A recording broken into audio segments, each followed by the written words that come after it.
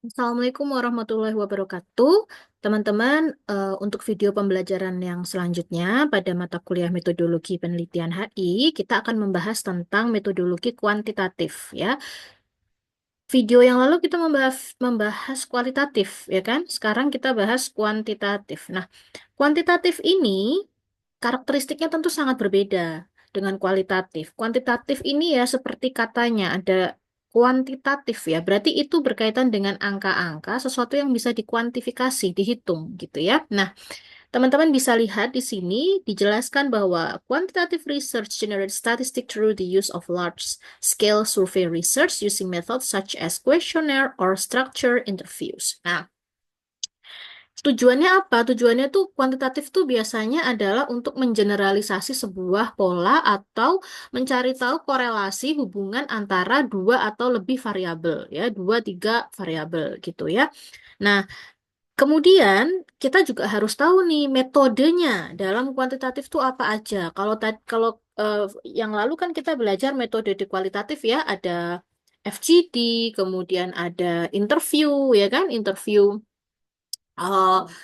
semi terstruktur, kemudian juga ada etnografi, ada action research gitu kan, itu kualitatif. Nah, kalau di kuantitatif, basically kita yang sering ditemuin adalah survei, sensus, kemudian survei, survei itu pakai kuesioner ya tentu ya, sensus, kemudian eh eh, eh, eh, eh, apa namanya structure interview juga, tapi nanti dikuantifikasi begitu. Nah, teman-teman mungkin pernah di sebuah pusat perbelanjaan ataupun di kantor publik ya, misalnya di kantor pelayanan publik seperti puskesmas ataupun kantor pemerintah daerah gitu ya, atau PLN atau apapun lah yang berkaitan dengan kantor publik itu teman-teman diminta untuk mengisi kuesioner gitu ya. Misalnya kuesionernya itu tentang survei kepuasan. Nah, itu adalah bentuk penelitian kuantitatif sebenarnya. Jadi ketika mereka ingin melihat tren ya, tren kepuasan masyarakat Kota Samarinda terhadap pelayanan apa misalnya pelayanan puskesmas Kota Samarinda gitu ya, pengen tahu gitu ya. Itu pakai survei. Nah, nanti dibagi kuesionernya, kemudian nanti akan dihitung, dikuantifikasi berapa persen sih yang merasa sangat puas terhadap pelayanannya, berapa persen sih yang merasa kurang puas atau bahkan tidak puas gitu ya. Dan dari situ nanti baru mereka akan melakukan evaluasi. Itu. Nah, kemudian teman-teman juga perlu tahu, nah bagaimana nih cara kita mencari respondennya, berapa sampel yang dibutuhkan gitu kan.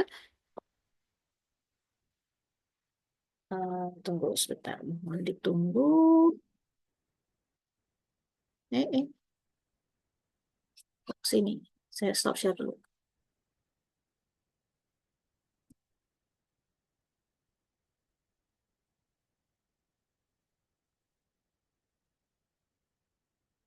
Oh, sorry, agak kelop nih.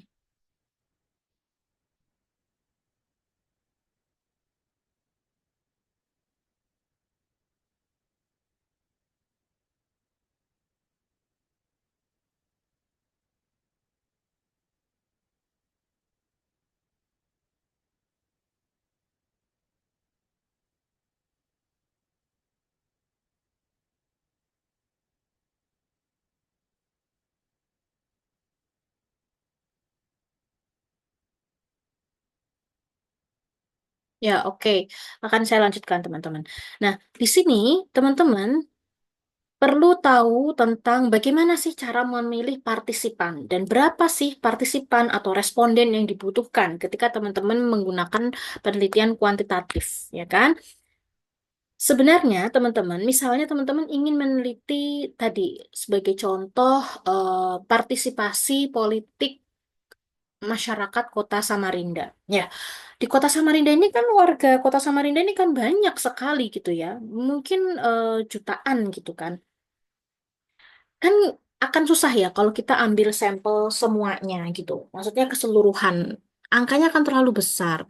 Maka jumlahnya itu paling tidak itu adalah sekitar 50% sampai minimal ya 40% sampai 50% begitu ya. Atau kita bisa pakai aturan dari salah satu scholars di penelitian kuantitatif mengatakan misalnya nih, sampelnya itu ada 100 orang. Sorry, populasinya ada 100 orang gitu ya. Berarti sampelnya atau yang nanti bisa kita gunakan untuk penelitian itu kira-kira paling enggak lah ya 30 orang gitu. Atau misalnya populasinya itu sekitar 100 sampai 200 orang.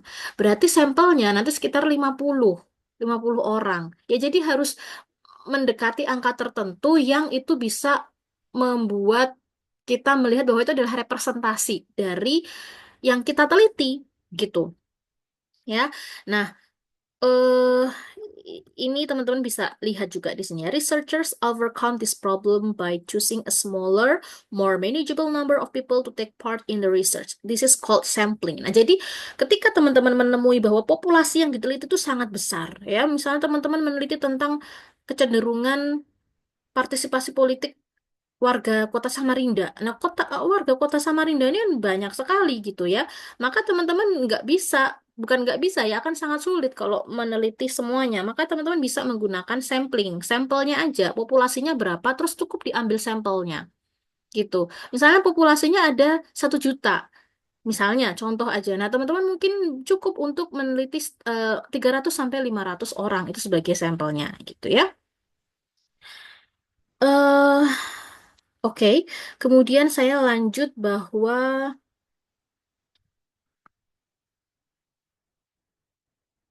nah ini, sampel itu juga ada yang dinamakan sebagai probability sample dan purposive sample. Kalau probability sample itu berarti teman-teman random, semua aja bisa gitu. Yang penting itu mewakili objek yang akan diteliti gitu. Misalnya tadi teman-teman mau meneliti kecenderungan politik warga kota Samarinda gitu ya, kecenderungan pilihan partai politik, sorry, warga kota Samarinda. Nah, itu teman-teman bisa pakai probability sample, bisa random dari sekian populasi orang-orang di kota Samarinda, teman-teman bisa ambil eh, apa random, random, random sampel dari kecamatan ini berapa, dari kecamatan ini berapa gitu ya. Pokoknya nanti harus bisa merepresentasikan warga kota Samarinda. Nah, kalau purposive sample itu berbeda lagi. Purposive sample itu nggak bisa random, nggak bisa asal ngambil. Itu harus benar-benar orang yang, sorry, sampelnya itu harus benar-benar yang sudah dikondisikan gitu ya. Teman-teman coba dilihat. Purposive sample. The researcher decides that he wants to interview a sample of all pupils within a school, regardless of whether they have been on detention or not. He decides to use a quota sample to make sure that all groups within the school are represented. He decides to interview a specified number of female and male school pupils, a specific number of art, science, and social science pupil, and a specific number within different age. Maksudnya gimana? Maksudnya, jadi kalau purposive sample itu teman-teman itu juga harus menentukan kuotanya itu harus teman-teman tentukan. Kalau di sini dia pakai contoh karena sedang meneliti pupils tuh anu ya, apa namanya? Murid ya, murid di sekolah. Ya teman-teman harus menentukan kuotanya untuk apa namanya? Yang jadi sampel untuk siswa laki-laki itu harus berapa, perempuan berapa gitu ya. Harus proporsional sesuai dengan jumlah populasi perempuan dan laki-laki yang ada di sekolah tersebut. Kemudian yang apa namanya kelas satu, mungkin kalau di kita kan kelas 1 sampai 6 ya. Yang kelas 1 diambil berapa sampelnya, kelas 2 diambil berapa sampelnya, kelas 6 diambil berapa sampelnya gitu ya. Kemudian yang ambil apa namanya major matematika diambil berapa, sains diambil berapa gitu. Jadi ada klaster-klaster pengkotak-kotaan gitu, tidak random, tidak asal ya, yang penting ada gitu bukan gitu. Nah, purposive sample ini lebih lebih tricky ya gitu. Tapi intinya yang ingin saya sampaikan bahwa yang teman-teman perlu pahami dalam penelitian kuantitatif itu biasanya teman-teman nanti akan larinya ke melakukan survei ya menggunakan kuesioner. Nah, kuesionernya ini tentu nanti akan dilakukan pengujian dulu. Pertanyaan-pertanyaan dalam kuesionernya itu akan dilakukan pengujian dulu yang namanya uji validitas dan reliabilitas gitu ya. Itu nanti kita akan bahas lain waktu. Atau mungkin waktu teman-teman nanti sudah dekat-dekat skripsi itu nanti bisa dibahas. Kemudian teman-teman itu nanti akan mengenal ada namanya skala Likert. Kalau teman-teman lihat contoh kuesioner ya, seperti yang teman-teman temui ketika teman-teman di akhir semester mengisi survei kepuasan kinerja dosen. Itu kan ada skala Likert tuh modelnya yang teman-teman nanti diminta memilih nih baik sekali, baik, cukup, kurang, kurang sekali. Nah, itu ada skalanya. Kalau baik sekali 5 misalnya ya ada bobotnya. Baik 4, cukup 3, kemudian kurang kurang dua dan kurang sekali adalah satu gitu kan. Teman-teman nanti disuruh milih. Nah, dari hasil skala Likert yang sudah masuk, yang sudah diisi oleh mahasiswa tadi, mahasiswa sebagai sampel gitu ya, itu nanti kita akan kuantifikasi, akan kita hitung gitu. Kita akan olah data. Olah datanya pakai apa? Bisa pakai Excel, bisa pakai SPSS, bisa pakai Stata. Gitu. Tapi teman-teman paling nggak teman-teman sudah ngerti ya bagaimana sih ranah penelitian kuantitatif itu, kemudian bagaimana sih kita menentukan sampel ya, bagaimana kita melihat ada populasi segini sampelnya kira-kira harus berapa gitu kan. Selain tadi ada purposive sample, ada apa namanya? Probability samples, kemudian ada juga yang dinamakan sebagai snowball sample dan cluster sample. Lah, cluster sampel ini hampir mirip sebenarnya ya dengan purposive sample gitu. Intinya dia nanti akan mengklasterisasikan sampelnya gitu. Misalnya tadi berbicara warga kota Samarinda ya akan diklasterisasi mana yang mungkin diklasterisasi mungkin bisa berdasarkan agama, bisa berdasarkan umur, usia ya, bisa berdasarkan juga tingkat pendapatan gitu ya, macam-macam tingkat klasterisasinya gitu. Kemudian juga bisa snowball sample. Nah, snowball sample ini sebuah teknik ya, dalam penelitian kualitatif juga pakai snowball. Snowball ini kan kayak bola salju ya, terus menggelinding ya.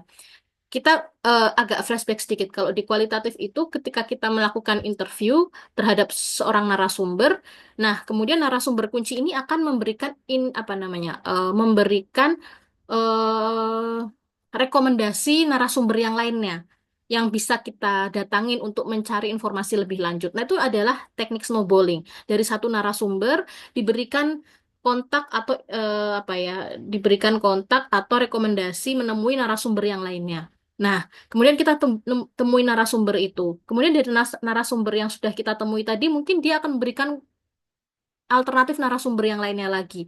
Begitu seterusnya, itu namanya snowballing gitu kan. Nah, dalam survei kita juga bisa melakukan seperti itu, seperti layaknya di kualitatif ya. The researcher is interested in carrying out semi-structured interviews with pupils who have been on detention over the past year. However, he finds that the school has not kept accurate records of these pupils. Also, he doesn't want to approach the school because he will be seen by the pupil as an authority figure attached to the school. He said that the snowball sample would be the most appropriate method. He happens to know a pupil who has been on detention recently and so speak to her, asking for names or the people who might be willing to talk to him. Sama kayak begitu juga. Jadi dari ini kalau ini case yang diambil kan menginterview siswa sekolah yang pernah ditangkap polisi gitu kan. Nah, dari setiap tahunnya itu kan ada case seperti itu. Ada juga yang sudah lulus gitu kan. Nah, mungkin si peneliti ini butuh nih responden yang sudah lulus karena dia tidak punya eh, kontaknya, tidak punya jaringannya, maka dia bisa nih minta sama murid yang ada. Kemudian murid yang ada itu nanti akan memberikan kontak murid yang sudah lulus yang bisa dijadikan sampel penelitian dia yang akan diminta untuk mengisi kuesioner dia gitu. Jadi sebenarnya snowball itu tidak hanya berlaku di kualitatif ya, karena ini hanya teknik ya. Seperti teknik kita mencari informasi, semakin banyak informasi itu kan semakin bagus ya, nanti saturasinya semakin bagus juga, dan itu kita pakai snowball gitu ya, dari satu informan ke informan lain, dari informan B ke C ke D, begitu seterusnya ya. Begitu kemudian nanti teman-teman tetap harus baca secara mandiri ya. Nah, ini ada sampling do's and don'ts gitu. Maksudnya apa sih yang boleh kita lakukan ketika kita menentukan sampel kita, dan apa yang tidak boleh kita lakukan. Ya. Oke, kita lihat yang do. Take time and effort to work out your sample correctly if you are conducting a large-scale survey. Read the relevant literature suggested in this book. Time taken at the beginning will save much waste time later. Jadi teman-teman harus benar-benar ngerti nih. Nanti teman-teman baca beberapa arahan atau aturan ya, aturan ketika kita mengambil atau menentukan sampel jumlah sekian, populasi sekian, minimal sampelnya berapa gitu ya, itu ada aturannya. Nanti teman-teman harus baca bukunya. Nah, kecenderungannya mahasiswa seringkali menentukan sampel itu asal gitu ya, padahal sebenarnya ada aturannya. Kemudian karena asal dan kurang bisa merepresentasikan jumlahnya, maka harus mengulang lagi. Akhirnya kerjanya 2 kali, itu kan jadi nggak efektif. Maka lebih baik kamu baca buku dulu, minta arahan dulu, baru kemudian terjun ke lapangan untuk melakukan survei tersebut. Ya, don't rush into your work without thinking very carefully about sampling issues. If you get it wrong, it could invalidate your whole research. Jadi teman-teman juga harus mempertimbangkan secara hati-hati terkait isu-isu sampel itu ya. Misalnya teman-teman pingin tadi kan meneliti tentang preferensi partai politik warga kota Samarinda gitu misalnya. Nah, teman-teman harus benar-benar memikirkan yang mau dijadikan sampel nih siapa gitu ya, kan warga kota Samarinda ini luas gitu kan, ada usia, rentang usia remaja, dewasa, ya kan, rentang usia produktif, tidak produktif itu kan macam-macam. Agama juga bisa menjadi perbedaan begitu kan. Nah, itu teman-teman harus tentukan gitu. Jangan sampai teman-teman asal aja nanti kemudian anak apa namanya anak SD ditanyain tentang preferensi partai politik ya belum nyambung gitu ya, walaupun anak SD itu juga warga kota Samarinda, maka teman-teman harus benar-benar memikirkan nih kira-kira siapa sampelku gitu kan. Discuss your proposed sampling procedure and size with your tutor, boss or other researchers. Jadi teman-teman harus konsultasi sama tutornya. Kalau di mahasiswa S1 ya konsultasi sama dosen pembimbingnya gitu kan. Ignore advice from those who know what they are talking about. Jangan mengambil apa namanya nasihat dari ini, mungkin agak salah ketik ya, nasihat dari yang tidak tahu tentang ini gitu ya, jadi harus ambil nasihat dari yang tahu lah. Kemudian ini yang paling penting saya rasa, be realistic about the size of sample possible on your budget and within your time scale. Jadi teman-teman harus realistis. Idealis itu boleh, tapi idealis itu jangan over idealistic sampai kemudian teman-teman akhirnya nggak bisa menyelesaikan tugas akhir, tidak bisa menyelesaikan target penelitian hanya karena idealisme yang tidak realistis tersebut gitu ya. Misalnya teman-teman pinginnya pokoknya Bu karena saya pingin benar-benar ini tuh penelitian saya merepresentasikan warga kota Samarinda ya. Jadi kalau warganya 1 juta ya saya mau meneliti 1 juta orang tersebut. Ya jangan gitu juga gitu ya. Itu akan memakan waktu apalagi kalau kamu biayanya terbatas, waktunya terbatas, tenaganya terbatas. That's not possible ya, nggak usah dilakukan gitu kan. Jadi kan sudah ada aturannya, bisa pakai sampel sekian gitu. Ya, take on more than you can cope with. A badly worked out large sample may not produce as much useful data as well worked out small sample. Jadi ternyata nggak selalu kok sampel yang besar banget jumlahnya itu apa namanya bisa menghasilkan penelitian yang baik. Begitu juga sebaliknya, sampel yang kecil terus diartikan penelitiannya berarti buruk ya, enggak gitu juga gitu ya. Yang penting nanti kalau ada aturannya itu diikutin, sampel minimalnya berapa itu diikutin itu udah cukup ya. Kemudian be open and upfront about your sample. What are your concern? Could anything have been done differently? How might you improve upon your methods? Teman-teman juga berarti harus paham betul concern penelitiannya itu di mana.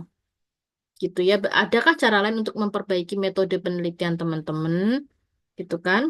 Terus ini juga penting ya, use a combination of sampling procedure if it is appropriate for your work. Jadi prosedur penggunaan sampling itu bisa dikombinasikan, bisa dikombine tadi. Misalnya antara cluster sampling dengan apa tadi satunya ya?